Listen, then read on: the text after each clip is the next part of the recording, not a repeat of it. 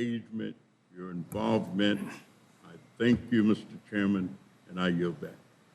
Thank you, Mr. Davis, for your commitment to the foster children of the United States. I will now turn to the Work and Welfare Chairman, Mr. Darren LaHood, for his remarks. Thank you, Chairman Smith, for having this full committee roundtable. And I want to welcome you, Madam First Lady, and just commend you for your passion and commitment to our foster youth. Your voice and the way that you've championed this cause is inspiring, and we're grateful to have you here today. Your longstanding attention to uplifting America's foster youth through the Be Best and Fostering the Future initiatives has been a catalyst for meaningful and transformative change.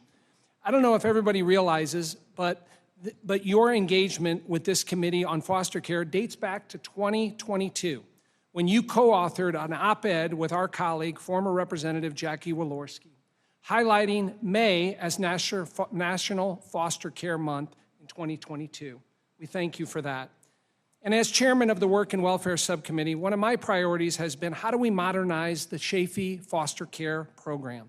Last January, we received a troubling report from the Government Accountability Office, which found states across the country have been returning unused Chafee funds since 2007, despite the need from foster youth. In 2023 alone, more than 30 states returned $8.9 million in unused funds. Over the past year, a bipartisan group of members of this committee has been working to develop and introduce common sense reforms to make sure Chafee dollars are getting to the youth that need them. And I want to thank Ranking Member Davis and my friend and the members who are leading these bills for their leadership and partnership on this. During our hearings, I have consistently heard that access to stable housing is one of our biggest barriers that youth face as they work towards self-sufficiency. One study found that 35% of foster youth experience homelessness by age 21. We also know that federal programs are fragmented and don't always coordinate with each other. To address this, I introduced the Foster Youth Housing Opportunity Act with my colleague, Gwen Moore, to improve coordination between child welfare programs and the Melania Trump Foster Youth to Independence Housing Program. As you know, many public housing authorities have been unable to secure the vouchers required for supportive services, preventing youth from being able to utilize the voucher as intended. Our bill, which has more than 100 endorsements, would allow states to use Chafee funds for housing supportive services and aligns age eligibility between the programs, reducing a key barrier to access. This bill is one of the 6 bipartisan bills with important reforms to Chafee that members of this committee have worked on together. Mrs. Trump, your presence here today and leadership on fostering the future has elevated foster care at the highest level of government. Thank you for your commitment and for taking the time to come here today to speak with members on both sides of the aisle about these reforms and listen to the different perspectives in the room. Through our bipartisan efforts and with continued support, Mrs. Trump, I am confident that we can successfully advance these reforms through Congress. This isn't just a roundtable to discuss ideas. We have legislation and an opportunity to deliver a transition-age foster youth with the tools that they need to achieve greater opportunity, upward mobility, and long-term success. And I am committed to working with you and my Democrat colleagues to do what it takes to get this across the finish line, to turn words into actions. Again, I thank you, Mrs. Trump, and Jaden and Jocelyn for joining us here today. And I yield back. Thank you, Mr. LaHood. No one has done more than the First Lady to champion the cause of foster youth, and I look forward to hearing her perspective. So I would now like to turn the floor over to the First Lady of the United States. Good afternoon. Thank you, Chairman Smith, for hosting today's critical discussion surrounding America's foster care community. Chairman LaHood and Ranking Member Davis, your efforts to shape the legislation with your subcommittee are of tremendous value to our nation and to all the representatives of this prestigious committee who have worked so hard to introduce decisive reform within foster care. Mr. Miller, Mr. Chow, Mr. Moran, Mr. Yakim, Ms. Moore, Mr. Evans, and Mr. Kerry, thank you.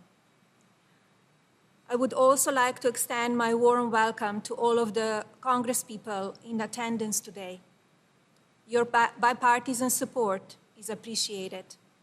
And finally, a special thanks to Jocelyn Fetting and Jaden Martinez. We are gathered here today, not because America's children rely on us, but rather because America's children are our moral equals.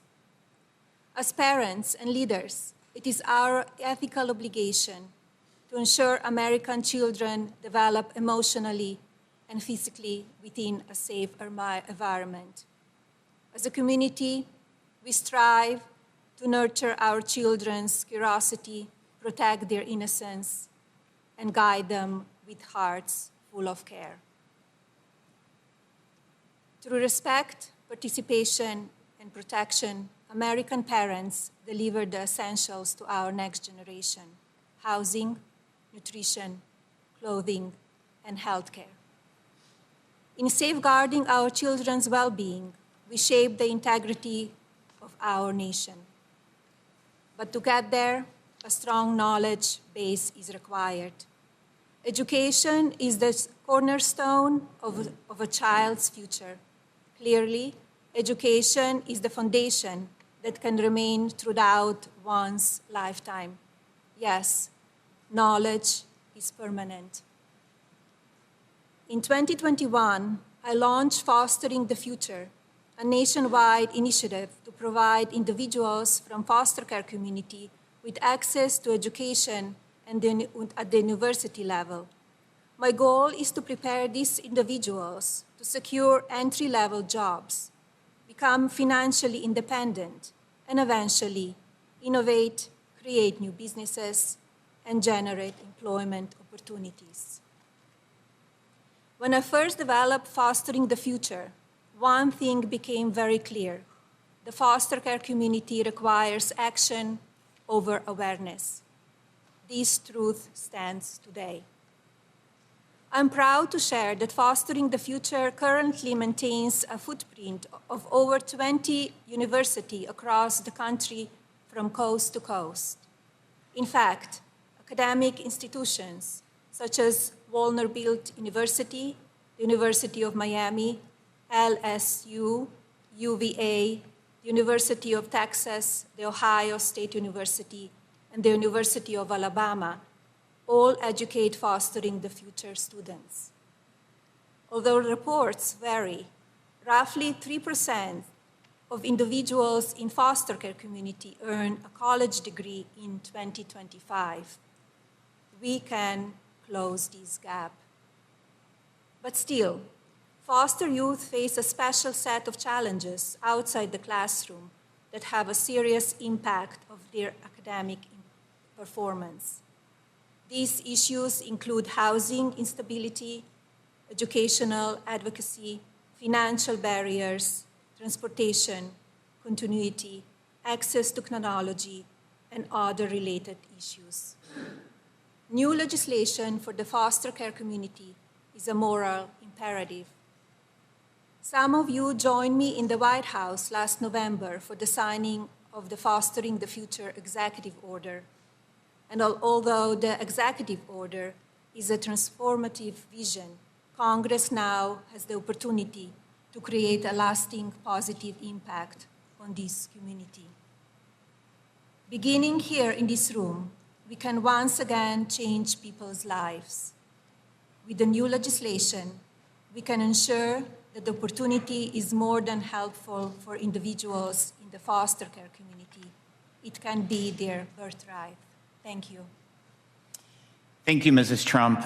It's an honor to have you with us. I would now like to turn to the two foster youth that we have with us today. Jaden Martinez is from Texas and a student at Stephen F. Austin University. Jaden has been in the foster care system since the age of 6. He has been formally recognized by Texas Governor Greg Abbott as, quote, the son of Texas. It's a big state, so the son of Texas for his advocacy efforts. Jaden, I invite you to share a few words. Thank you. Good afternoon, Chairman Smith, Chairman LaHood, our First Lady, and members of the committee. My name is Jaden Martinez. I'm a freshman at Stephen F. Austin State University. Recently, Governor Greg Abbott named me the Son of Texas for my resilience, a title earned by refusing to let the foster care system live in my future. But that honor doesn't describe where I started. Before I draped the flags over my shoulders, I was a 6-year-old entering foster care, scared, hungry, but hopeful. At the age of 10, I received one last hug from my mother, a hug I wish would take me to magical places I read about in storybooks. Instead, she walked out of the office in tears. I never saw my mother again. I became a war of the state, a title that has never showed how much that terrified little boy just wanted a hug from his mother. I waited years for adoption, but that family never came. So at 16, I decided if I was going to be chosen, I would choose myself. I renamed myself a son of the state, and I spent my 18th birthday alone in a dark, crowded boys' home. I entered an independent living program with $42 and everything I had left. I lived off of that money for a month while trying to eat and start school. I made it into college, but my education was spotty for moving placements so often. I sat on my first semester with 19 hours, including remedial math, desperately trying to learn what I missed in high school. I had success through great luck and a passionate new family. But success for a foster youth shouldn't be a result of luck. It should be a result of opportunity. And today, U.S. Congress have the power to turn luck into law by passing the bipartisan Chaffee bills.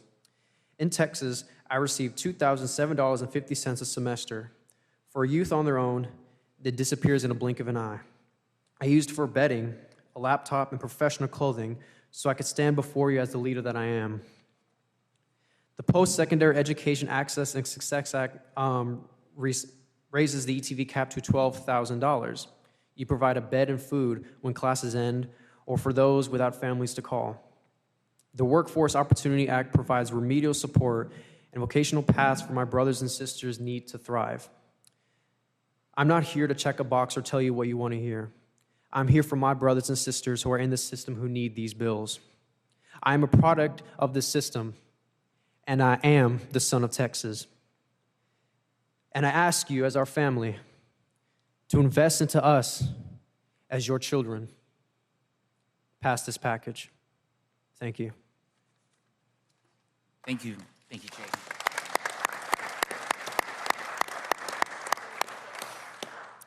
Thank you, Jaden, very much.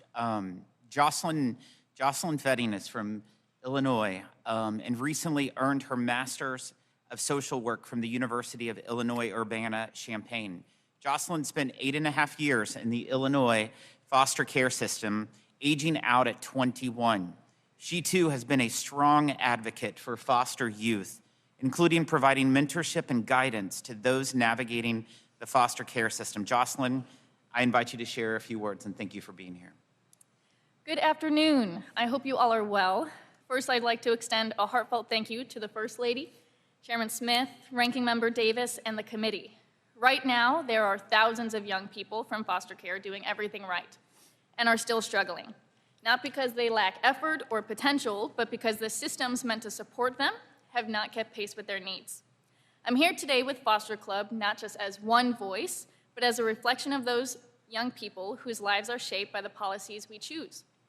My name is Jocelyn Fetting. I am 22 years old, 23 next week, and I earned both my bachelor's and master's from the University of Illinois. Go Illini. I serve as a substitute teacher, grades pre-K through 8th, and a peer navigator for young adults in foster care. I entered foster care at 12 alongside my younger siblings after losing my parents, but I made the most out of that time, and I graduated with honors and was admitted to a top university. In college, though, even with scholarships, I worked 3 jobs just to meet my basic needs: food, hygiene, housing, transportation.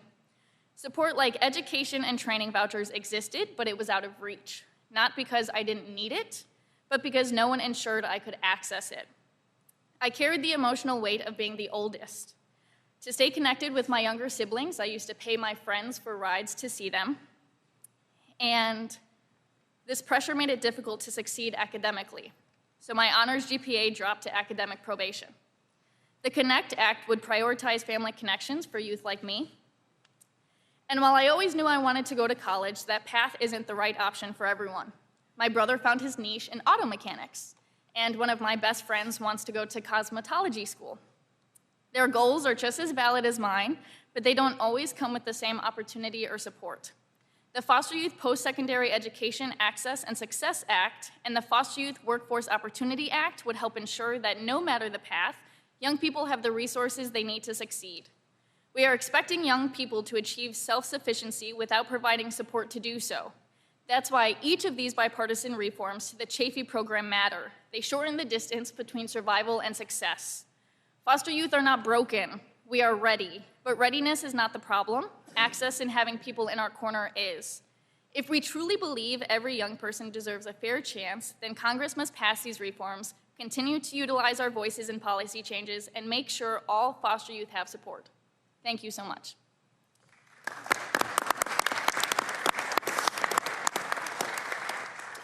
Thank you, Jocelyn. Prior to our further discussion, I'd like to ask the press to please exit the hearing room.